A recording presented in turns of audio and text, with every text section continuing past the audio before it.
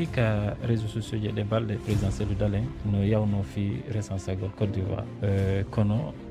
recensoɓe jaɓanmo recensude mais e nder yewtere Alaji Cellou wonde manna ko yamirore immorde dow ko wonno haɗude recense o ono porte parole gouvernement ko honɗum marɗon ko jabto so Alaji Cellou ko lagine wonno haro immino o yeehi Dalein recensement on si tawi mo ton o wata recensade ɗo yiya ɗo hande sukaɓe ka réseaux sociaux ji ɓe jooɗo ñande o ñande anane ɓe inna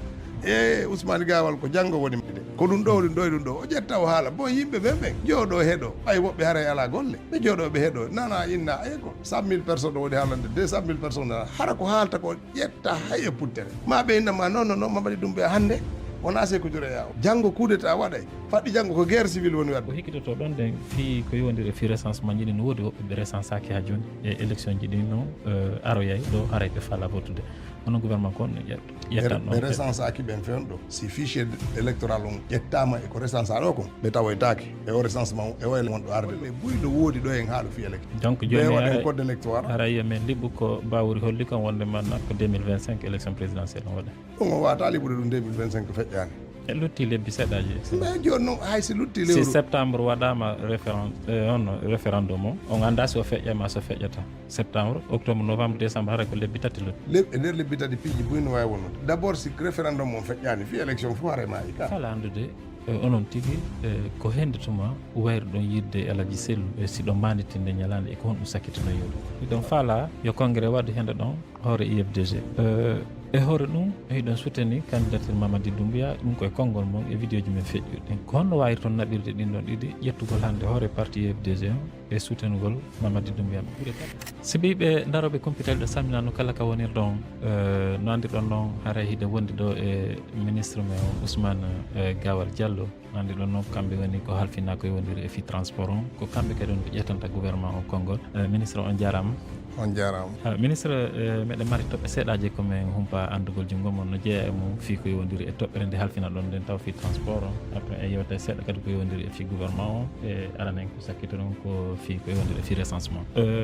komin faala andude e yewtere men sakkitorde jonde nde sakkitonoɗe yidde on yahuno imarat ko yewdiri e fi dargol si Guinée wawa heɓude ko wallitoɓe fi yewdiri e fi transport e meɗen humpa andude ko honto ɗum fewndi fewndo merci beaucoup e nder golleji komin fokkintini komin ar ministére des transport on no yoyino e amen e wuuritingol société men de transport aérien on compagnie de transport aérien o e wuurintingol société de transport public on e darugol no e jogora train on ɗo ha tubaraji kesi go heeɓi tati ɗo haade no waɗɗi men dara kadi no waɗira ordre e nder transport on ka batoji ka fi ka arplen min heeɓi partenaire ɓe min signi contrat menen e maɓɓe kono heɓani global aviation ko société wonɗo Dubai min signi de maɓɓe koynete kon MOU d'entente un compromis fi udditugol société de transport société privé woni arde e nder makko ɗon aray état on no mari participation seeɗa compagnie ji goo kadi noon no naadi kaydiji ka ministére ɓe faala udditude société ji maɓɓe donc ɓen ɗon kadi no dartede fi mum ɗo e nder lebbi seeɗa haara kamɓe kadi ɓe ɓi agrément ji maɓɓe ɗin ɓe uddita société maɓɓe transport privé maɓɓe hollugol on transport haray ko aérien ka ko transport aérien fendu ɗo ni fayda guinéen ɓe sappo e goho no jogui avion ji donc ɗe mari avion ji sappo e goo ko darugol no ɓen ɗon fof tumodira waɗa société goto ɓayi haray ko be ordre watte fi yawgol ngol ka aéroport ji ɓay ɗon tini aéroport Labé on aéroport Kankan o ko nde hitande ɗo ɗi udditete donc ɗen ɗon golle ɗen no jokka meɗen tanƴini e mois de septembre haray inauguration o faali et toujours telen ka transport aérien min fokkintini kadi modernise gol transport aéroport international Amadou Sékou Touré on Konakry kon won ɗum ko liɓugol koko dari fewndo ɗo dardeta pavillon ji jani ɓay fewndo ɗo ko passager ɓe yona e million go wonɓe heɓude nder hitande mais installation ji waɗete ɗin ko fi en heɓoy capacité recevugol 3 millions de passagers à l'horizon de 20 donc haray ɗum ɗon kadi no jokka première phase on koye septembre kadi ɗum ɗon wona inauguré donc haray telen ka aviation piiji buyi no jokka fewndo ɗo e meɗen dañƴini ɗo e haray livraison ji ɗi ok fi ka yewdir ka aéroport meɗen nanayno depuis fewndo général Lassana Conté wonde manna aéroport on no privatisa maɗa ko woɓɓe go woni ko jeeymo ɓuuri tamƴinade haray ko wano France haray ɗe mbarno programme fi waɗugol aéroport e 5 Conakry toon ɗe nanda Square Lafourie Karian konto ɗum fewndi bon fi waɗugol aéroport on forka ɗum abandonnama hay terrain o déclassama par ce que ɗon tini port ka jawle yowodirɗe projet sigmandu on ko ɗon woni port on tum fayda o ƴetta 10 000 hectares donc hara leydi saɗa e woni telen forkaria ɗon 650 hectares ko jonnano fi aéroport on kon joni innama wona fi aéroport jonnete fi société ji e yimɓe darde hoore mum donc ɗum ɗon déclassifiama maintenant aéroport on ko toujours société privé aéroport on woni port on Conakry woni aéroport on de Sia woni piiji buy ko privé quand même kono noon ɓay ko privé ko société gérowo ɗum ɗon on ko société mo gouvernement jeeyi 100% ɗum ko ɗi SOSEA ɓaawa ɗo hari Guinée no jeeyi toon wano 40% aéroport de Paris no dewa nder toon woɓɓe goo kadi African 50 no tawa nder toon donc har investisseur ɓe goo no tawa takko Guinée kono fayda ila le 5 septembre Guinée sooditi participation ji ɓen ɗon ni fof joni 100% société on ko Guinée ji kono a yimɓe ɗe ɗaɓɓude partenaire yewtere nden ko hakkude amen e Alberec ɓuuri muutade kamɓe men faala ƴettude partenaire financier ɓe modernise aéroport on ɓe jeeya seeɗa ɓe jeeya seeɗa andi simandu kadi ko noon joƴƴinira ko entreprise ji buy hawti woni simandu gouvernement on tigi ko 15% jeeyi ka laawol train donc haysi o société de transport fi naɓugo yimɓe ɓen ka cae mbeɗen fokkintini ɗo programme fayda mo 300 bus e nder leydi ok en arano yayi fi ɗon atto en arande fi kabis ƴetto miɗo faala en aran ko yowodir fahin on transport noon e ma ɗum nde amen ɓawɗo seeɗa hari otoji iwayno zéro coré ɓe ara Conakry woɓɓe yo labɓe ɓe ara Conakry ko ndara Sambaylo zéro coré ko nanta ɗum hande transport jemma on taƴi transport nocturne ala few mi anda honto onon ministre de sécurité on fewndi ɗon e fi ɗum han bon transport ji toujours no woodi kono ɓayɗon andi piiji ɗin fayda ko si fotoro heewi otoje ɗen gaari gotal susata feƴƴude fi bon laawi goo ha joni attaque ji no woodi on holliɗo wono laawol maamu India fayda attaque ji no ɗuuɗi ɗo moƴƴa e ugol maamu hella foore ma hottuguine ɗiɗo siko ñallorma kilo sappo kala ma kilo nogay kala a tawa e gendarmerie ara ɓe habdi fi carte oui on andi déploiement piiji ɗin gendarmerie on no ka ras campagne police routière kadi no occupé e fi sécurité routière on kono ko goonga effectif ji ɗi no ɗo a ɓeyde ministére de transport on ko menen waɗɗi joɗɗingol police routière on e gendarmerie ɗum kono ɗum ɗon no moƴƴinede kaydiji ɗin cadre juridique o no moƴƴinede si gasi yimɓe recruté de fi waɗugol on ɓen golle ɗon kadi ɓen ɗo lagine ala tigi tigi on ko police on e gendarmerie on woni wallitade fi assurgo noon sécurité kono noon banditisme on no woodi ka nder leydi kono wona laawi ɗin fof eɗen andi fayda ko laawol kindiya mamum e farana kindiya mamum e dabola fayda ko ɗiɗo laawi ɓuura wonede attaquede no gasa ɗon haɗa ko ɓay jawle jiɗe ɗen ko tambude e wirde kono noon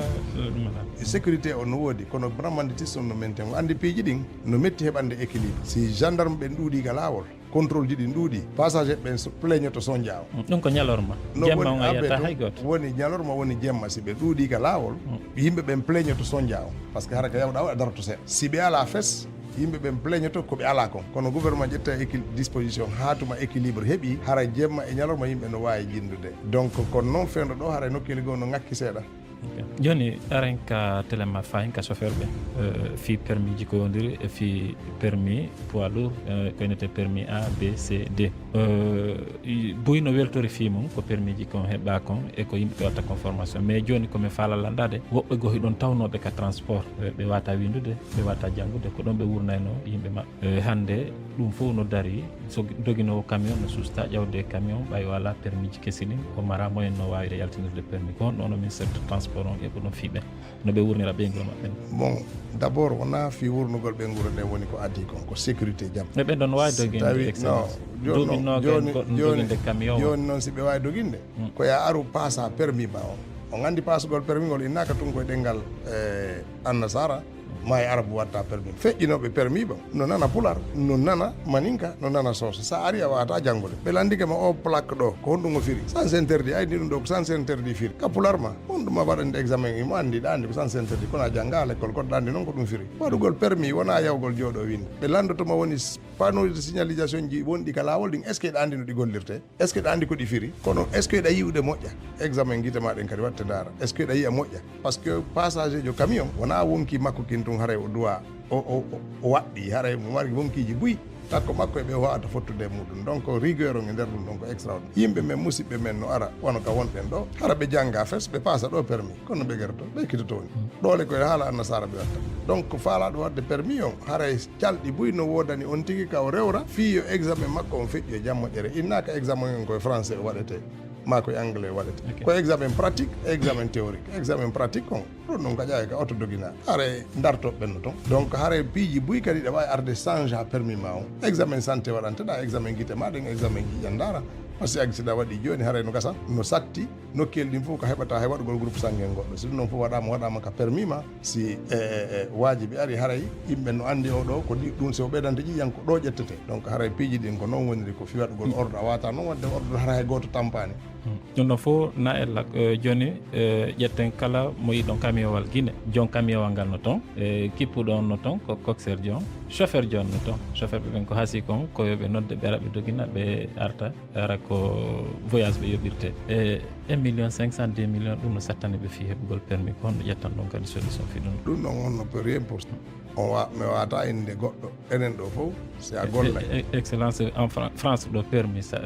ko gratuit ko 4 000 permis France ɗo ko 4 000 non ko auto école on ti yoɓata bah oui parce que ɗum ɗon fof toon noon on ti yoɓa auto école on yakadi ka ministére yoɓa non a yoɓata fuska ministére a yoɓata fuska ministére de transport hay e puttere ko yoɓete ka ministére de transport ala ko yoɓete ka toon ko fi examen ji ɗi watta ɗin ka centre de passage permis ɗum na ka ministére de transport on ministére de transport délivrata permis laguine ministére de transport ne waɗi ɗum e société privée ko ɓen kippi fiino kono ko nulal mo kono contrat men on waɗa fiyo menen min ƴettu mbuuɗi juuɗe ƴettowo permis so wi mbuuɗi ko ƴettete ɗon kon guinen kadi fof no andi ɗum ko yoɓete kon fi examen de sang fi examen visuel fi plaque kon kaydi koɓe jonnatama kon fi examen ɗum ɗon fof no détail ha timmi montant ko on tigi yoɓata ko donc siko France o siko Amérique permis wona gratuit aduna o fof ka yawɗa awa a yoɓay jangga yoɓa waɗa examen donc kono noon piiji ɗin kadi no hoyna fiyo faamu e kadi woɓɓe minen kadi meɗen waɗi programme ji avec les syndicats fiyo taw ko jiyoma camion o yoɓanta chauffeur jo mon o min kadi miɗo mari chauffeur kono chauffeur ɓe am ɓen komi yoɓantaɓe fiyo ɓe yawɓe waɗa examen on par ce que miɗo faalaɓe wona a règle par ce que wona chauffeur joni toon sa wondi goɗɗo duuɓi 2 duuɓi 6 innama joni kaydiji ɗin change ko a patron yo taw hara innatamo yawde ɓuranɗa hoore ma ɗum ko marɓe patron andaɗo woɓɓe goo ko yontere heɓirta camion oui kono ɓen ɗon tigui ko ɓen ɗon min faala contrôle parce que ko dangereux mo ƴettata ni nani tun jonna auto ma o yaaha felluto hara mo jogui compétence ji naɓgol on auto par ce que sina ɗum ko dangereux siko aade jomo wototirɗa tuma auto ma ko ɗum moƴƴi kono noon si tawi a ƴetta to woni luyira ñande o ñande felluto hara mo jogui compétence ji naɓgol auto ma o si on iwi aranen toɓɓere fayin ko yewdire fi gouvernement o ɓay ko ono woni yewto inde gouvernement o haray no gayɗiɗi juin feƴƴuɗo ɗo Abuja président ɓe fof mottodirno toon ɗen ɓe darno ɓe tawi piiji buy no ŋakkitelemma Guinée ɓe immina délégation aroɓe Guinée ko wawata yitudugol e mo daara ko honno laamu ngu woni yarde ko honno haɓɓorɗon on délégation bon nane tawari mi fuɗɗi o hollitudede fi ka busije kono wiila en arda e ok ko ɓe quand même mi hollita a warten ka busije après arane toɓɓerene ɓay quand même ko effort jano bisimilla gouvernement on président no yamiri sodugol dongal busije fi wattango yiila e on probléme difficulté de transport et déplacement des populations ko busije temetati woni ko sodete Conakry tun heɓay un peu plus de 120 bus ɗum ɗon koko jindata e nder ko saare Conakry ca e jane men ɗen kadi ka jogui ɗen buy heɓay hakkude 20 e 15 wano Kankan wano Zere Kore wano Labbe wano Mamou wano Boke wano Kindia wano Farana ɓeɗo fof capital régional ji ɗin fof ɓe heɓay bus je ko jinda ka caye mabɓe bus je wano 60 ƴettete ɗum ɗon ko jinda hakkude préfecture ji men et puis ko lutti ko wano bus 30 ɗum ko jinda hakkude Laguiné e pays ji kawte men wano Mali wano Saralong wano Libéria wano Côte d'Ivoire e wano Guinée Bissau wano Sénégal donc ɗiɗo haara bus no donc ɗum fof calcule a waɗa un projet de 300 bus kono ko 50 bus on woni ko livra ko hewti Conakry no gasa e ɗin ɗon wonta les premier bus ko joƴƴintinte ka saare Conakry donc waɗe o andi hari ɓawɗo harde marno société de transport public Sojitrac kono Sojitrac e ɗuɗɗe mum hari fayda ɓe ɓuura bus temedde donc ɗo noon mi waɗe après 150 bus de la capitale par ce que jama on ɓeydike laawi ɗin kadi ɓeydiki donc haray ɗum ɗon koko pihum e fokkintina ko no moƴƴiri par ce que woni ɗo 2026 hikka ɗo min heeɓi 50 bus ɗo fendane 50 bus ari ndeya hitande kadi 100 bus heeɓike d'ici 2 ans et demi haray 300 bus on tabiti e nder leydi ndin ɗum ko hunde moƴƴude régla o probléme insécurité par ce que ɗen ɗon bus je ko bus je haray transport public no wawa si satti ha ka gendarme yo joƴƴine e bus walɓe fiyo biso wawa jinde woni jemma woni ñalorma haara yimɓe ɓe son jaaki ɗum kadi réglé probléme de sécurité routiére on par ce que ƴetteteɓe ɗon ɓen haare no ayna no anda ko ha on to ɓe dogata ko vitesse jonde ɓe dogirta ɗum ɗo fof ko disposition ji ñani fi hoynalngol jammaji men ok miɗo ɓuri tam ƴinade on miijitike fiɓe gollanoɓe société ɓa e saaha ɓe holluno metto ɓerde hiɓe wejjitta fiima gouvernement no wejjiti fiimaɓe bon wona fonctionnaire ok wota fof saɓɓe buy gollunoɓe société trag hannde no gollude ka société naɓoroɓe e carburant ma e société ji privé go goto joɗata ko habbo par ce que société on haari ko privé jo kono ɓay o fermi e difficulté ji maɓɓe ɗin yimɓe joɗata ko innano fewtani gouvernement vraiment créé effectivement des conditions minen si min addi busje ɗen ko société privé min wonɗe joni wona gouvernement woni ƴettude fonctionnaire ɓe nooma toon ko gére société o société privé par ce que miɗen tañƴini ko kamɓe ɓuuri wawde gérugol wonde ɗi entreprise so daari wano lagine hay sattede ko heɓuɗen kon ɗo wono ko centre de stockage hydrocarburant ko sumi fayda carburant mankani gas leydi ko ɗuuɗi fi on ɗum par ce que wonɓe ɓen senditande en sakittude carburant ji ɗi lagine ko professionnel sen heeɓi wono ɓen professionnel ha finaɓe bus hara ɓe andi secteur maɓɓe ɓe wawi tippude e ko tiiɗi ɓe ɗumanno min addata noon ɓen ɗon min ƴetta kadi fonction golloɓe ɓe guinna bon min jonni on bus ji ɗen ƴette ɓe golloɓe ɗo mo kaɓɓe suɓanto hoore maɓɓe avec les critères qu'ils veulent minen haray si tawi yimɓe no toon suɓaɓe tawi no mankaniɓe seeɗa gouvernement on ko prêt accompagne golɓe fiyoɓe adapto ka formation ka compétence oui mbiɗo ɓuri tam ñinade ko sina chauffeur ɓe wuuruɓe wono iwayɓe kankan zéro coré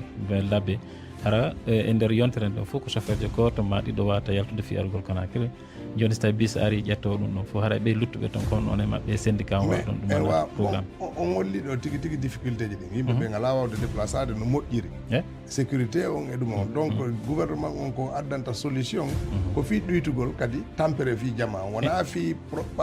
chauffeur jo wotaw heɓu passager wonanta ko ɗoytangol jama on mappude sina ɗum Conakry fen ɗo fof no déplacade fof no yawde golle ya haajuji mum so en inde daari ɗum ɗon en ine hay waɗani cohuse bis par ce que sa addi bis on komo moto taxi no gasa perdata ma mo taxi go perdata yimɓen kono haare no hani ka wattane yiila e ɗum ɗon wona contre joguiɓe moyen ji ɗi wona ko hoynalngol jamaji ɗi wona par ce que no gasa hannde ko yimɓe woni yoɓude yewgol kankan ara ko 300 000 400 000 250 000 janngo si mi waɗi ɗo joni min inni ko 100 000 125 000 haara ɗum ko jama on fof nafata donc haare ko addugol solution de sécurité solution de sûreté solution moins cher ko garantie hara kadi no wondi garantie ko e sécurité donc aray ko ɗum ɗon wona ko fiyo e hoyan jama o joni aren ko yowodiri e FIFA en ka gouvernement no innirɗen noon haray ko onon halfina kadi fi yewtangol fi gouvernement e no gaɗi de juin 2025 te ƴiɗolo président ɓe fot mottodirno Abuja donc e nder Nigéria ɓe holli no woodi toɓɓe buy manquirɗe téléma Guinée hara hiɓe faala imminde délégation ara Guinée ko wawata yewtudugol e onon gouvernement o fi no leydi ndi wawata yiitirde fof wona konngol gotol haray ko honto onon gouvernement on eɓɓuno fi habbagol ɓen hoɓɓe yalliɓe ari kayɓe ka laaw d' abord minen meɗen ka nder CEDEAO donc ara siɓe fokkiti toon ko tooli maɓɓe kono ko leydi honndi woni nawna ka nder CEDEAO mais toɓɓere nde ɓe ɗumanino nden ko Guinée ɓurnoɓe maɓɓe non par ce que mo kala sappoto kawtal mum ngal kono minen wona probléme siɓe ari ko fi yewte fotte non men wona probléme noon par ce que gouvernement on hollino disponibilité mum wona e fuɗɗade ni et la transition on fokkiti mais recevi vraiment responsable ɓe CEDEAO on laaɓe buy ɓe ara men yewta min famodira ɓe yilto par ce que leyɗe ɗen kadi si a yiɗi tummodiri ko fiyoɗe wattidira e feereji donc haray ɓe hewti min tolneɓe ha moƴƴa min yewta min ɓurta ɓe faminde koɓe famani kon koɓe addori koɓe holla men min heɓa e solution e nder muɗum kono noon CEDEAO on tigui no nawni CEDEAO on tigui no nawni par ce que on andi calɗi goo yalti e nder maɓɓe donc laaƴi hande wonno ɓen sappade inna wona ɗum ɗo moƴƴadi neɗɗo kamɓe ko gol lawol ɗo ne rewdi donc hara en ñabbeli buyno nder CEDEAO on kono noon ko CEDEAO on kadi heɓata solution ɗum minen noon ara siɓe ari ɓe idni ko ñaw amen ngon ɓuuri tiɗude min heɗotoɓe ɗum wona probléme ok si ɗum iwi Guinée hiɗon halfinno moƴƴobere inetende CNT fi windagol en sariyaji ɗi ɓe windi sariyaji temedere mi sikki e capanɗe jeenayi e jeenayi mais ɓe holluno wonde manna ɓe faala weɓitande lanɗo leydi ɗum ko général Mamadi Doumbouya ɗin sariyaji ɓe noddutuno yimɓe buy e ka société civile e ko nandita ɗum buy jaɓano notagol ko no onon firri ɗon ɓen ɓe jaɓal notagol noddano on andi si haaju jama yani ko wonani jooma jama ko hollituɗo hanaɓe holliteɗe argol maɓɓe ngol kamɓe hande si esiraɓe garal ka inde si esiraɓe o garani denna bon waɗete bobo luttata innede sanfa si hewti on tuma ko addani ɓe kon ɗum ɗo réglete après kono si jama o nodditama esiraɓe guinni ala tolade minen min guinne bobo min ala hande kadi misi ko balɗe ɗe si feƴƴi ko hana innede sanfa kon ko balɗe jeɗɗi ba sappo e 9 si tawi noon a nodditiɓe woni ha balɗe 14 ɓe makiɓe ala arde on inne e bobo on gontuma réglé probléme ji moɗɗi wono joni innuɓe ɓen ara wona fiyoɓe ara ɓe fota ko teddungal ɓe jonnita yimɓe ɓen dañ ndeñande wona argol yewta wona argol waɗa débat wona argol waɗa discussion ɓe teddinira are tawe ɗon e o e welo welo ko wonani en fof si tawi on tigi inni tawaka holli si tawi ɓe weltornoɓe arayno non minen wona weltiɓe ɓen tum men noddi ɗon ko guine en ɓen men noddi hay mo weltaki no hani arde ñande hewti ka holla o weltaki par ce que ko woote wona yaheɗo innaka wootay ɓen ko weltor yiituɓe ɓen tum ma weltorɓe ɗon ko tigi no wawi arde e hoore teddungal par ce que si goɗɗo joɗintanama teddungal yo hewtu ɗum ko jikkuji meɗen duwaɗi accude si laamu teddini goɗɗo hiɗen tini koni feƴƴude kon ka ɗon o yiyay wano France président o e debbo wonɗo tiiɗude ka opposition o ko extrême droite fayda fof so aldaɓe sinaɓe fof ɓe hawti leydi kono si président o noddimo o doga par ce que o dogata ora fimo ɗoftimo ma fi ko gotum ɓe miiji ko fi o aru o holla président kanko kadi toɓɓere ko yiiɗa kon ƴewna président o noddutuno noon ko CNT on nodditi non si CNT kadi ko saldu laamugo ko saldu laamugo ko ɗon kadi noon débattete donc on andi woɓɓe goo kadi noon ko ɗin ɓe yiiɗa yewtere nden par ce que ko dialogue on ko fof kiti ɓe noddano kadi ɓe wi ɓe arata dialogue on haɗani yaaha par ce que ko homɓe noddaka dialogue ko force vive de la nation donc jaɓa on fof noodi woɓɓe goo noon sorti nder toon ɓeydi kamɓe ko force vive de Guinée ɓeyde kamɓe natata ko donc ɗum haɗani dialogue waɗi nder leydi ndi joni ministre iɗon mari o nodditi jama o ɓe notaki fi ɗum ɗon mais ñande 29 septembre e nde hitande ɗo hiɗon foodi wonde manna on constitution weeɓitanaɗo lanɗon ɗon ɗen o feƴƴa e élection yimɓe ɓen liɓanamo kartal ɓe jaɓima ɓe jaɓani hiɗon tamƴini yimɓe ɓen ɓe jaɓoya e ɗin sariyaji windaɗi ɗon fof ko ɗum men faala en innani ɓe jaɓoyay kono men sifantoɓe fiyo ɓe faamu ko moƴƴere honɗum ɗi sariyaji woni en addande leydi ndi woɓɓe goo kadi ɓe weltoraɓe hare no waɗɗiɓe sifanagol jama goto on ko honɗum waɗi so tawi o saria ɗo moƴƴana leydi ndi kodi ɗo ɗiɗi woni fottoyde toon donc hare mo kala ka soɓɓundu ka yiri ɗon no wawi defan dardirde telen ɗon o jaggira telen ɗon kono minen hare no waɗɗi men weeɓitangol jamaji ɗin ɓe anda o constitution ɗon no marani en piiji labaɗi koye meeɗa heɓude e ndi leydi Guinée ɗo haraka ka sariyaji men tabintina joni ƴetten si jama o jaaɓi ella waɗoyta joni si jama o jaɓɓali gonno ƴettitiroy toon si jama o jaɓani koye fuɗɗite par ce que Guinée no mari constitution vide ala constitution ɓe gon fen ɗo ko charte de la transition o ko ɗum woni constitution o si ɓe jaɓani constitution keso arɗo on ko charte de la transition on continuata donc leydi ndi haray toujours no mari sariyaji gasi sariya moon 195 on ɗon min faltanaki mo moƴƴa min falat yo ɓurtumo faltinde mum ko in ɗon ɗo wonde manna si tawi hay ngu laamu ɗo iwi wongugo ari haray ɓe mara droit change go ɗum min faltaki ko honɗum ɓe fandi e ndetta ko honɗum min faala koyo sariyaji men ɗin tabitu ko juuti ha wowten ɗiɗi fof ko ɗum waɗi si jama on landete yo tabinten ɗum ɗo par ce que jama on fof haldi fotti ko ɗum ɗo woni saria lendin sina hara jama on fof haldo e inde yo itte goto wata changé demo hay propose gol yo change par ce que ñande o ñande addugol kesum a wona e koɗo hay ka hoɗɗa ɗo si tawi ñande o ñande ara tawa julle kese danki kese ñande o ñande ara ka koɗo kama donc ko ɓe tabintinen sariyaji ɗin ka leydi meɗen ko ɗum min faala siɗi tari par ce que ko sariyaji goo no woodi kadi windanoɗi change aka waɗi duuɓi joni excellence hiɗe mari moƴobere darantonde fi constitution fitta o change nden moƴobere no firira e français FNDC ɗum ko constitution men feƴƴuɗo on hande ni onon e ɓen ɗon on iwlota ko wood kamɓe noon kadi ko sifa o ko falɗon ko yurɗon ɗo ko ɗum ɓe falno joni kon ɗum sendi ɗum ɗon ala non d' abord kamɓe ɓe ari ɓe tippayno ko minen fof constitution hiɓe tippe constitution ɓeni on ɗon ɓe falaka yo change non FNDC ko honɗum ko saria honɗum ɓe jogino lagine si ɓe wawa ɗum ko inde jama hombo ɓe onno haala ko jama hombo joɗɗini ɓe haali minen ɗo min holla woni o saria kono na minen imposé ta Guinée inna wondema saria on changata ko si jama Guinée on jaaɓi wondema ɗum ɗo no hani ɓe vooti aray ko jama on joɗɗini ɗum wona général Mamadi woni innude wona premier ministre Bamouri woni inde wona Ousmane Ga wona hay e goto woni innude changeoyta ko jama on haray suuɓi ta change bon FNDC ko kamɓe minen moƴoɓe ɗen ka parti politique e syndicat ɓe seeɗa e organisation société civile wonno faalaka yo constitution wonno ɗon Guinée on tuma taw change kono on constitution momen wonno dandude ɗon tigui wona jagui Guinéen ɓe ɓen suuɓinomo e ɗum ɗon fof eɗen tini ko parti ji politique haalduno seeɗa ka transition joƴƴinimo wona Guinéen ɓen suuɓino waɗi woote inni ko constitution men woni donc on constitution haade no mari ɗum ɗon no ngakki ɗum ɗon seeɗa par ce que ko jama fof haldi fotti darni e ko goto pette darnata inde jama haray ɗin noon piiji no seedi seeɗa kono noon ko anni e moƴƴe ɓe joguino ka FNDC men fof ko anni e moƴƴe innugol sariyaji woduɗi ɗin taɗi changé kono min wawano par ce que joginoɓe laamu ngu joginoɓe légitimité on ɓe jaɓano kanɗen hakkille ɗon ɗum addi piiji boyi ka nder leydi meɗen kono hay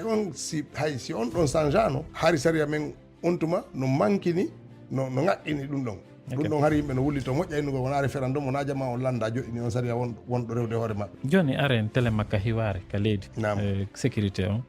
ɗe balɗe feƴƴude ɗo fof en yii ko heeɓi kon maître Traoré ɗum ko avocat jo dartantoɗo ko yowdiri e fii gonga no tabitira e leydi ndi onon gouvernement o sakkito ɗum condamne ɗon affaire on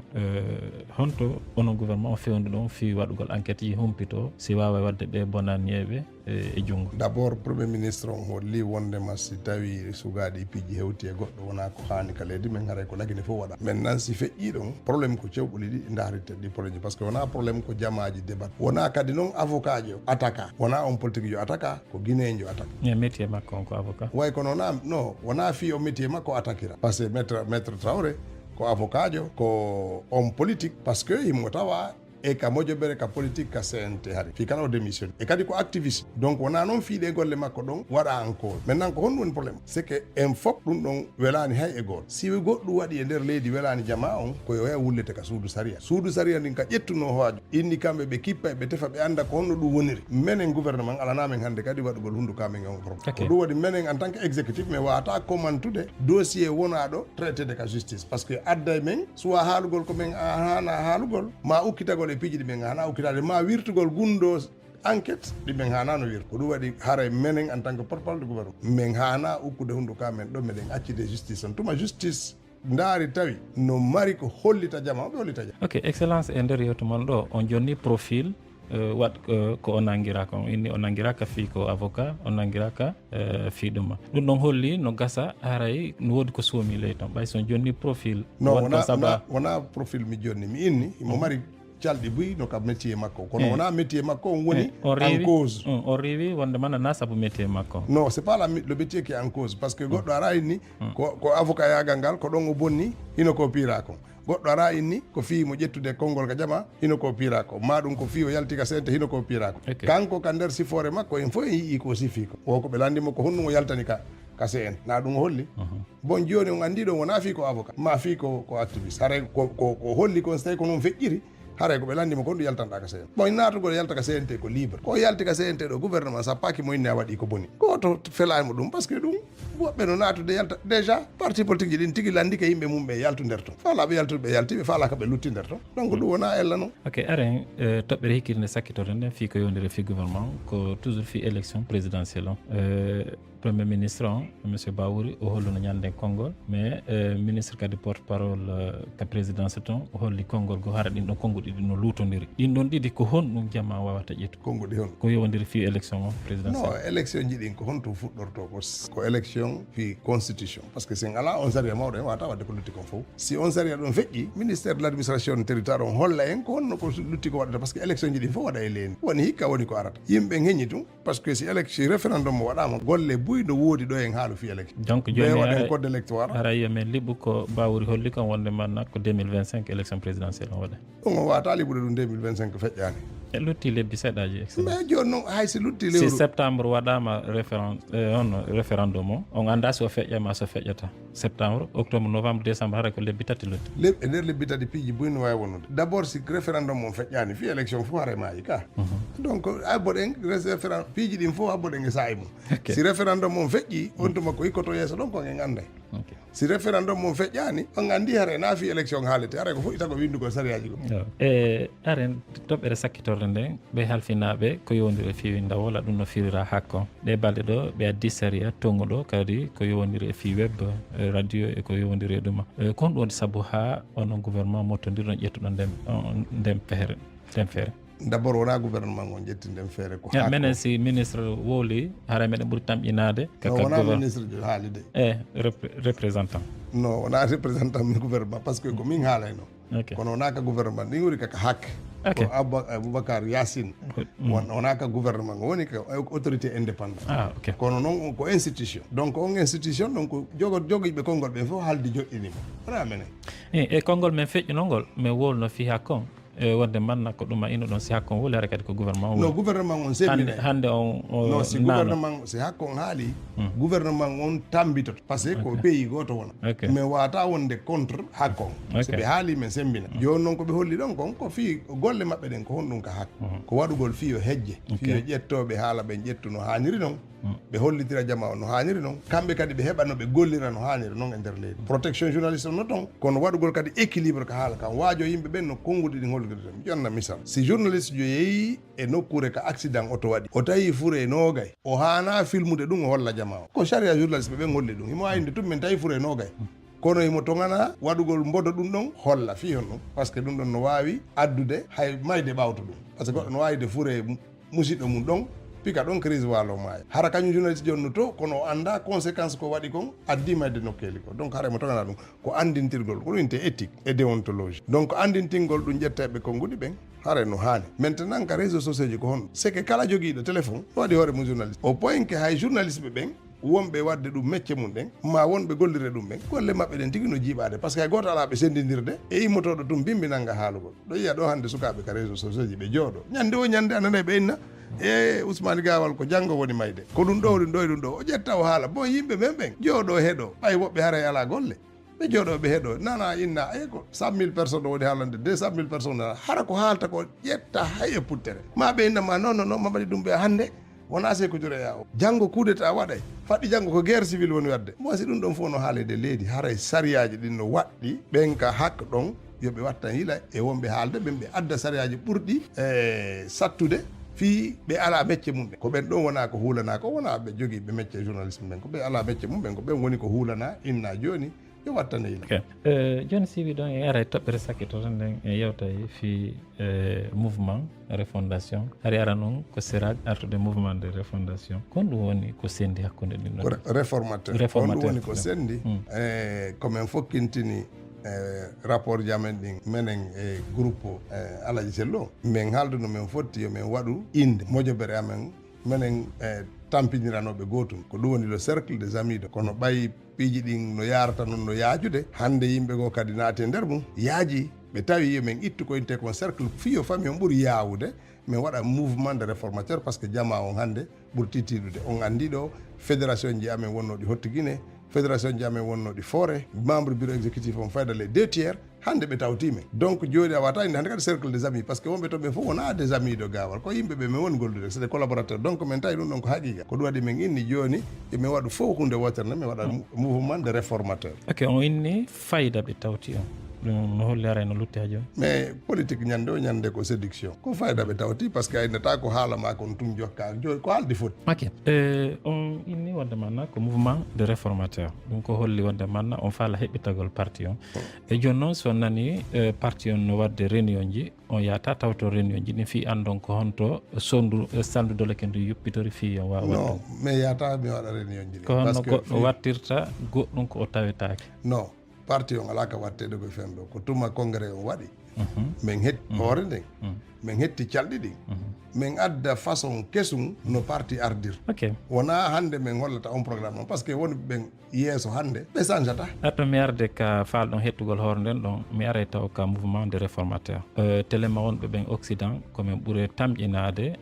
tawtuɓen mouvement de réformateur on fof haray ɓe heeɓino probléme ka IFDG ha ɓe yaltinama si ɓe yaari kamo on yalli ɗum holla wonde manna ko yimɓe tikkamɓe parti on tun hay so tawi ɓe ala gonga tawti on fika réformateur non so daari fédération ji Hotto Guinée ɗin ɗo fof e fédération na Hotto Guinée mbolen fi ɗum occident fédération non min anda ko hombo woni haalde ɗum occident par ce que wonno ɓe occident mi ƴetta France ko lamarana petit hari o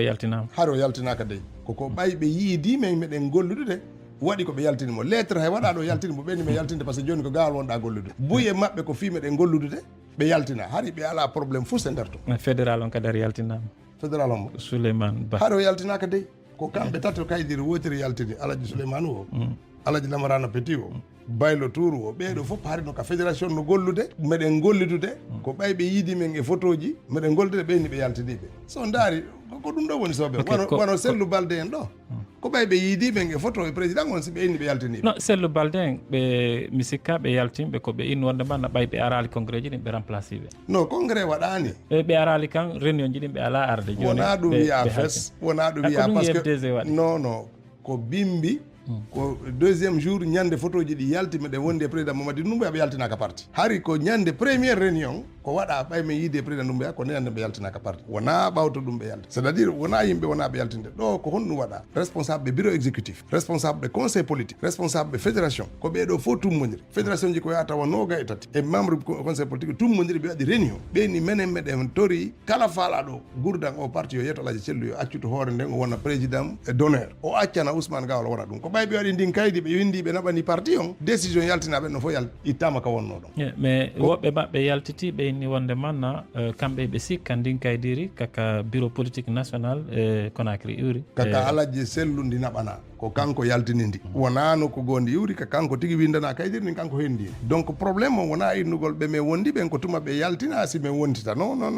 buy ko si ɓe ko ɗum waɗi hande buy ala feññinde go hande joni non min landike joni fusta goto feññi c'est tout parce que feññinde wono innede yaltinama joni mi wonu nder ton tagoto feññi par ce que minen ɗi duuɓi ɗo fof min ala feññinde ɓe min wondi toon ɓen no nder ton meɗen jokki haaju amen hiɓe jokki haaju meɗen inna may congrès par ce que feññinde o ko ɗum min falnoka yo goɗɗo feññi ɓay feññinde o no yaltinede feññinde o no yaltinede ko ɗum woni hollugol wona ɓe yaltinede ɓe min wondi ko feññinde o meɗen wondi ɗaare ko feƴƴi Sénégal kon ɗe balɗe ko ɓay min nodditi réunion ɓe yimɓe arɓe ɗon fof hande ɓe yaltinama ka responsabilité ji maɓɓe won Alaji Sané mawɗo doyen jo duuɓi capanɗe himo dogude fi o parti ko on hande ɓe waɗi kaydi ɓen ɓe yaltina par ce que o ari ono tiki ka réunion jamen donc wona yaltinaɓe o tuma on tigi yalti o ara wonta takko amen non joni aren toɓɓere hikkinde ministre hiɗon faala yo congrès waɗi hende ɗon hoore IFDG e hoore ɗum hiɗon souteni candidature Mamadi Doumbouya ɗum koye konngol mon e vidéo ji men feƴƴuɗi ko honno wawi toon naɓirde ɗin ɗon ɗiɗi ƴettugol hande hoore parti IFDG o e soutenugol Mamadi Doumbouya ɓuuri tamƴinade yimɓe wonɓe ɓen IFDG hiɓe faala e parti maɓɓe on kadi ardu leydi si IFDG si hewtoyi landete kankol ngol wona président parti on décidata min Ousmane Gawal ministre miɗo souteni Mamadi Doumbouya mi soutenemo kadi kam mi woniri o mi woni hoore UFDG mi wona hoore ton kono si hewtoyi ɗon ko bureau exécutif UFDG o ƴettata décision est ce que parti on soutenay ma soutenata aɗa andi ko ɗum wowi ko ɗum non ko ɗum wowi ko ɗum wowi si hewti ɗon ko président o wona innede joni président ko onon jama o lammino ka congrès c'est pas non wona holla kadi wondema ko président parti on wonata candidat parti on na noon UFDG joɗori tuma élection hewti o min suɓoto candidat jo kala élection waɗete parti on ɗaɓɓay ko hombo wawite wonde candidat si min daari min tawi hakkude amen ɗon ala no waɗɗi men bambugol goɗɗo joni awa acce ɗon awa si tawi guerda noon joni acce ɗon awa Sellu wona onno on wona IFDG comme honno président si hewtoyi ka congrès ji ɓe daran siɓe ɗon o gaydata bon o gaynata fes ok si iwi ɗon aren toɓɓere hikkitinden ɗon ɗen yimɓe buyi hande ka yaasi no tumiri on wonde manna Ousmane Gawal ko o faala wo ko jiɓugol IFDG parce que on inni hay won ɗon président ka IFDG toon ɗen si hewtoyi congrès ji ɗin si o lamminama si hewtoyi élection présidentielle on suuɓay kadi daron si tawi ko onon présentement masko goɗɗo yimɓe ɓeyni joni ko ɗum woni waɗugol wano ñiiri bare ñawdu a ñamata accata goɗɗo ñam honno marɗon ko jabato no yimɓe ɓe wonɓe haalde ɗum boyi noon goy no wonɓe haalde ɗum ɓen ko propagande goto on min goɗɗo wata inde Ousmane Gawal gaynata golle mum ɗen ma ɗum o jangga ko o janggi ko ma ɗum o wakkilaki ko jonnaki o wakkilanaki ɓe wata haalde kono ɓe haalde ko innugol no ko fi bonnugol moƴƴere bonna moƴoɓere nde yanganiɗa ɓe wonɓe haalde ɗon fof ko homboye maɓɓe tawimi nder ton ko homboye maɓɓe walla yoɓude fiye min gollu nder ton ɗi duuɓi ɗo fof ko homboye maɓɓe fawtilam fiye mi gollu nder ton maye min gollam parti on ko ɗum ɗo fof ko haala propagande parti politique ko liberté wona kono hande ko honno mbi waɗi parti politique on eɓe waɗi mo secte kala haalɗo goɗɗum ko Alaji Sellu nanata on ɗo woni gaño o inna amin e nana yimɓe no inna ɗo komi gaño fulɓe ɓen a sikka kamɓe waɗi mi pullo ma ɗum a sikka e pullo ngum pullaka ngum pullanka ko angum mi soodo gujuɗe maɓɓe ɗum ɗo fof ko haalaji propagande par ce que bonnere inde ɓe jooɗo ɓe bonnama inde ɓe nano ko ɗum ɗo falɗa bonnugol parti politique 2020 komin yahata ka élection ji no woodi no buy ɓe faalaka candidature Alaji Sellu 2020 yiɓe ka parti meɗen andi ɓe minen buywinno ɓen ɗum ɗo min hayɓe jaɓano mi yaha si yimɓe faalaka si élection no waɗi hiɗon tamƴini élection ɓay waɗi na kamɓe laamino homɓe Alaji Sellu honɗum ɓe laami hoore yimɓe ɓen faalanoka no ɓe faalanoka yoɓe participe kono ɓay waɗama suɓagol ngol majorité on ko kamɓe su inni yoɓe yaw tawtiɓe kono minorité wonno nder ton minorité ɓe faalaka ɓen no nder ton donc janggo si min innoye joni est ce que en soutenayi e président Doumbouya no wawi woɓɓe inna ton non minen min faalaka siko ɓe majoritaire parti on officiellement soutenata kono ɗum haɗata individuellement woɓɓe soutena ɗum duwaka sendude joni atten arde ka recensement ji question sakkitoron mi faala andude onon tigi ko hende tuma wayruɗon yidde Alaji Sellu siɗo manditinde ñalande ko honɗum sakkitino yewtude non koye 2021 mi sakkitimo yidde ko min sakkiti yewtude ko fi succession makko ɗum kadi mi haalino ɗum meɗen jooɗi meɗen daaridira o inni men o ronki mi inni mo ɓay a ronki ça tombe bien par ce que a fodino men min mbuy wonde ma accita e 2020 ɗo ko 2021 woni accutu menen sukaɓe men jogon fimu ko ɗon tuma min sakkiti yewtude yiidude ɗum ko Dakar waɗi donc ɗo wona fi hewtiri ni Alaji Sellu e hoore mum no andi o hewti limite makko ka wawata naɓude UFDG ɗo kono aden si a ƴetti haaju parti a inni sina min ko hay goto wonata hare kono bonira tuñ joni miɗo faala landade nde wottere andi politique yimɓe ɓen sonkay ka yaasi kono ɓe yewta e nder si tawi woni itanema 2021 heeɓi ɗo ono e Alaji Sellu goto mo noddali o yalli haray ngaygo ala toon harana ko yewndiri fi politique non min mi noddanimo so noddinolan kadi mi noddata ɗo won tay ngaygo non wonti ngaygo par ce que o yii hay ɗe balɗe ɗo koye ɓen han woni yettade ɓay kamɓe laami bureau exécutif on o toƴƴiɓe ɗo o ukkiɓe juuɗe jama on pay koye nangui yennugol ɓe ɗo ka jama ɓen a wiya non min mi yii vidéo ji boyi kaɓe hayfini baaɓe ngan mais ara Alaji Sellu no wawi cautionnude ɗum mais ko honɗum woni cautionnugol ko sappagol goɗɗo innama ko bonɗo mi faala landade fewndo ka wonɗon ka UFDG on Alaji Sellu ka gollidayno ɗon hari ɗo mbarno awa yimɓe ɓe sappoto ɗon fiyoɓe yennu woɓɓe go non kono no woodi ka parti ɓe ɗum woni golle mum Alaji Sellu no tawa e ɓen ɓengu makko no tawa e ɓen ɗum kadi koko mi haalata ko laaɓi ndaare min mi holla en ɗo hunde mi ƴette ɗo pay kaydiji mi holla on hande ka ɗo ni himo jogui suka wonɗo Dakar o yennay men nene baba ka galle makko woni ala ko haalta ɓe ngal ala ko haalta pay ko inte kon tijjani kamɓe huwodiri ɓe yennayɓe o ɗo Abdoul Karim on ɗo Londres ko kanko Alaji Sellu huwodiri Alpha on no hari ko fédéral wimi Alpha Isaga ɗo men miɗo andi sikka fédéral UFDG si fédéral UFDG jo yenni responsable jo no waɗɗi président o ka waɗugol kaydi tonga ɗum si goɗɗo yennama ɓe waɗa assemblée générale hara responsable ne jooɗi ɓaawo ɓe yenna men no waɗɗi président parti waɗugol kaydi inna meɗen tongi yo goɗɗo ar ɗo hayfina goɗɗo ma yo responsable jamen ma militaire jamen yo halfi goɗɗo ɗum no waɗɗi président o so fanki c'est que kanko woni yoɓude ɓaawo ko kanko woni ɓe nullude ko kanko woni yoɓude par ce que ko ɗum waɗi simo fanki sina ɗum min si ɓiɗɗo an mamo mi gollidata ɓeɓe mi woni huwodirde fof goto yennata responsable jo UFDG ɓe wonɓe takko am ɓen fof hiɓe andi miɗo tongi ɗum min si a yenni responsable jo UFDG an e min en ɓadodirta siɗa ka mouvement ngan a yaltay ɗum ɗon miɗo holli ɗum clair e kadi mi ƴette konngol mi toro on tigui ɗum ɓe mi gollitata ɓen fof suka e mawɗo no andi min mi jaɓata goɗɗo hayfina responsable jo UFDG ma wonɗo o mi jaɓata ɗum mi jaɓatano ɗum kadi ko monno ka cellule de communication ɗum hiɓe andi ɗum ko wanno mi ƴetti payle buy mi yaltiniɓe ka cellule de communication ko mi ardi ɗon ko ɗum wonno première discussion gamen o mi jaɓataka ngal hande so yi goɗɗo no yenna men nene baba kañum Alaji Sellu no fanki conseil politique bureau ji maɓɓe ɗin ɓe fof ɓe fanki c'est que kamɓe woni yoɓude no wawi wonde excellence no gasa hara ɓe wonɓe yennude hara deux ans no innirɗon noon hara kamɓe UFDG hay fof saldade hara ko yimɓe to no wimi no waɗɗi UFDG joni noon ko waɗɗi o komo laamiɗa o non a waɗa déclaration surtout Karim ɗo ko fédéral Alpha Isaga ko responsable jo parti hayso ko fi ɓeɗo ɗiɗo tun no waɗɗi am président o waɗugol kaydi e inde parti on inna kala yennuɗo responsable jo wona inde parti o woni wadde si o heeɓi probléme e nder ɗum parti on tambitotako mo ndin kaydi no duwa yaltude si ɓe yaltini ndi holla e jama on ɓe nula ɓe yamira joni aren toɓɓere sakkitorde nden ko yewdiri fi recensement o e ɗon o recensement mo waɗira ɗo fof ko fi élection ji ara ɗin hakkude référendum kañe présidentiel yalli onon gouvernement on yiltike on darti e ɓawti recensement on no feƴƴiri noon si tawi no woodi ko faama ɗon e nder mum non ɓe waɗa rapport on ɗeɓal kono o recensement ɗo wona fi élection ji ɗi nde waɗa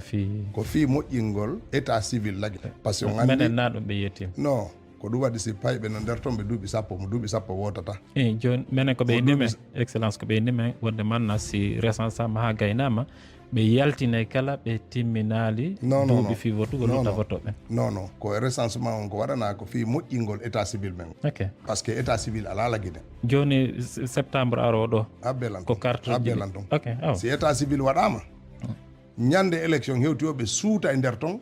jogiiɓe duuɓi 17 ko fayi fii votel kono wonaa fii ƴettugol luttuɓɓen hayka ɗo jooni o koko fuɗɗi ɗo darota ko hannde kadi wonaa fii recensement o gayni ɗo darto non ɗum ɗo hannde kadi continue e poma si ɓe gayni wadde base de données on ɗo lanni hitande faalɗa o ñande faalɗa o so tawi ko ambassade a recence ñande faalɗa o hitande faalɗa so tawi ko commune ma a recence donc hannde kadi hara commune ji ɗin fof no mari ɗum mayde nden ko to recensete naissance ji ɗin ko to recensete jibinandeji ɗin fof ko to recensete e yimɓe fof ko to recence to donc hara ɗum ɗon ñande o ñande ɗi bureau ji ɗon no udditi ka mairie ji e ka nder ambassade wona ko fermate donc ko ɗum waɗi so ɓe inni c'est la constitution du fichier d'état civil c'est très important donc wona ko fermata wona ko lannata ɗum ɗo hannde kadi fokkiti ɗo lagine heɓa woni fichier d'état civil mon ɗo kadi hannde kadi si élection hewti ndaare ka guinéen ɓen fof woni toon suuɓe jogiiɓe duuɓi 17 ko fayi ko ɓen ɗo waɗe feere fiyo ɓe wotoy on nganndi ko wowɗe wadde enen ko waɗgo recensement électoral sen fuɗɗi ko wadde recensement on ƴette yimɓe duuɓi 17 tun eko fawi on nganndi haray ko jogaaki 17 kon fof hiɗen acci ɗon ɓe ala ɓe windaaki hay nokko jooni noon e winde guinéen on fof feere sappo eko fawi kon wona ƴetteede kono no gasa ñande goo si sariyaji ɗin change ƴette ila ka jibinan hara sa jibinama tun wona e nder toon si 18 ans ma hewti ɓe waɗama ka woota ɓe joni komi fala andude recensement arɗon ɗo si tawi woni komin nanono ko nano gouvernement o wawade faminde men fiyo men andu ko yewtuɗon ɗo ko hikkitoto ɗon nden fi ko yowdiri fi recensement ji ɗi no woodi woɓɓe ɓe recensaki ha joni e élection ji ɗin no aroyay ɗo haray ɓe fala votude hono gouvernement ko no ƴettanno ɓe recensaki ɓen fewn ɗo si fichier électoral on ƴettama eko recensar o kon ɓe tawoytake e o recensement e o élection wonɗo arde ɗo kono hatta ɓe wawi recensoyade nomi holliri on ɗo joni ɓe windi o ka nder base de données toon recence élection ji goo aroyeɗe ɗin ɓe suuta ɓe nder toon ɓe watta nder toon donc hitande o kono warde tuma élection ɓaadi o ƴette nder toon ɓe duuɓi 17 ko fayi kon donc on tigi no wawi recensade nde faala kono recensement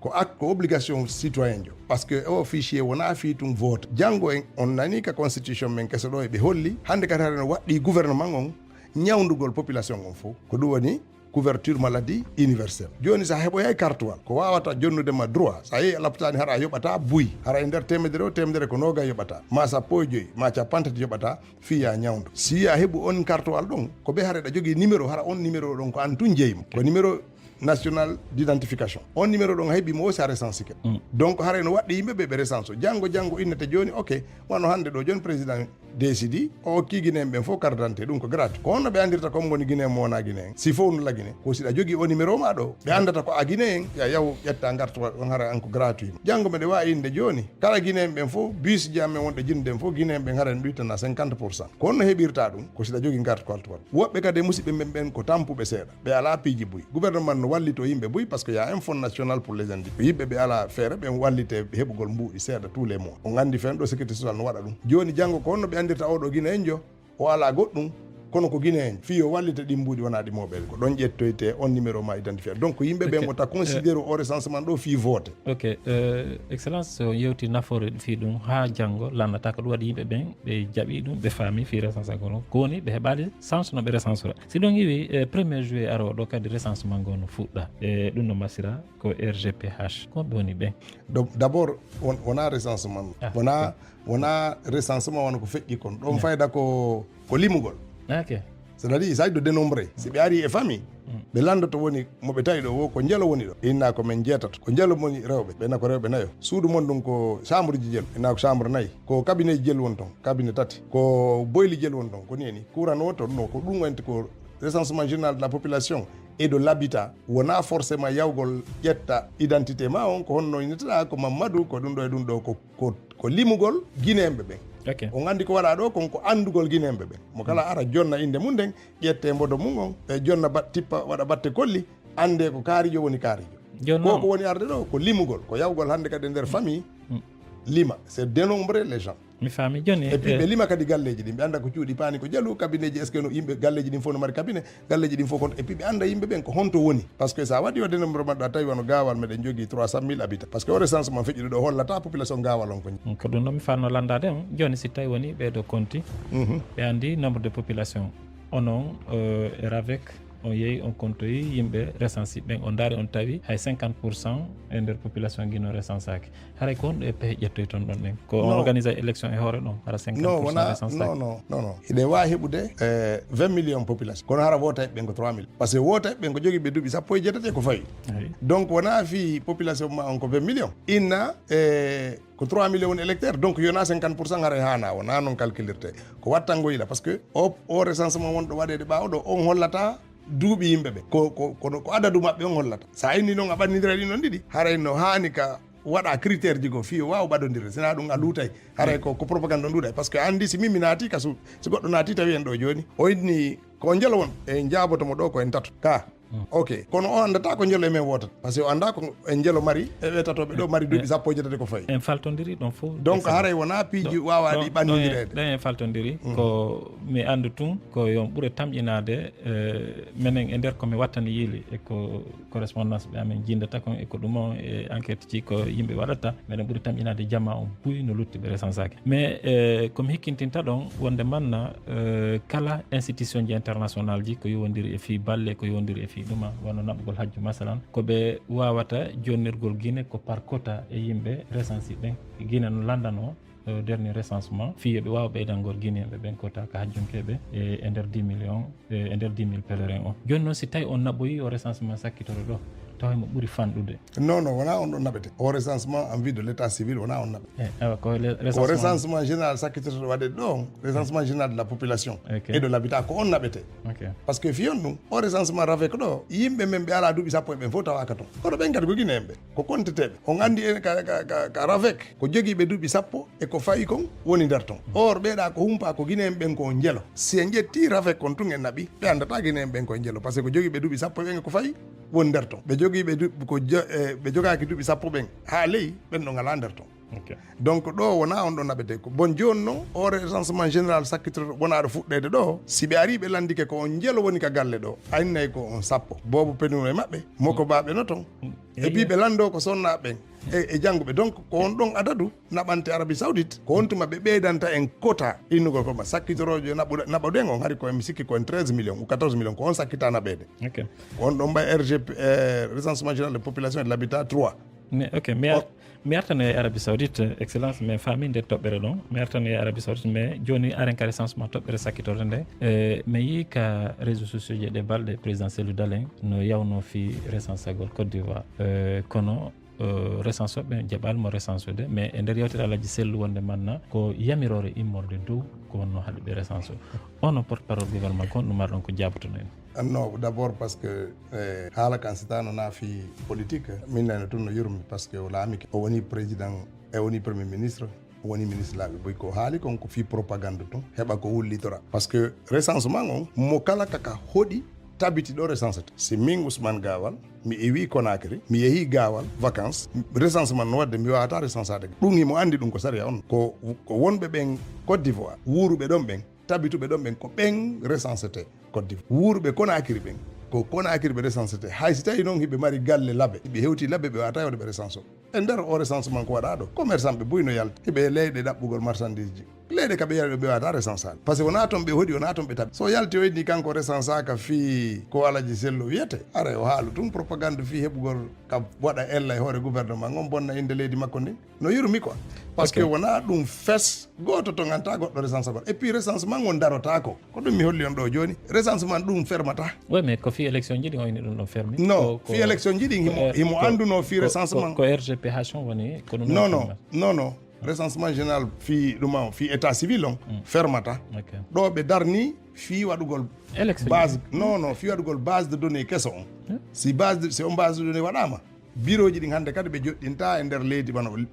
wano Conakry hade ɓe joɗɗini nokkeli fof hannde kadi kaka mairie tu wawɗa yawde winde a yeehi ka mairie a yahay recence oɗa ɗon hitande falda par ce que haray bureau no woodi recence o kono noon komi faala tu yo jamaji ɗin faamo hay e gooto toganamo taw recence kono saria on no wii mo kala kaka hoɗi tabiti ɗon recence to alors si tawino ko ɗon o tabituno hareno mo jogui carte makko e ɗuma o consulaire fof no andi kadi Sidia Touré ko Côte d'Ivoire woni o neeɓi toon o waɗi non o neeɓi toon ko naton o tabiti ko toon o tabiti ɓay mo mari galle mo mari résidence makko koto woni hay ministre toon ɗen e sayi famodiren joni ko fewnuɗaɗe on ɗon kadi recence o famodiren kanko mi sikka o yaranta c'est que mo andi sari o sa yi wona innugol fi miɗo jogui galle Dakar miɗo yaha to ñande o mi neeɓi ton innete ko ton mi woni ko ton mi tabiti wona ton mi tabiti siko Guinée kadi ɓe wonno kono siko Guinée ko Conakry tum ɓe wawno resanta honno ɓe wawata recensade suudu ndu ɓe joguino ɗum ton goɗɗi jattama goɗɗi liɓama kono ɓe mari galle ha joni ɓe mari ga adresse mais ko oɗa adresse woni ko anda si ɓe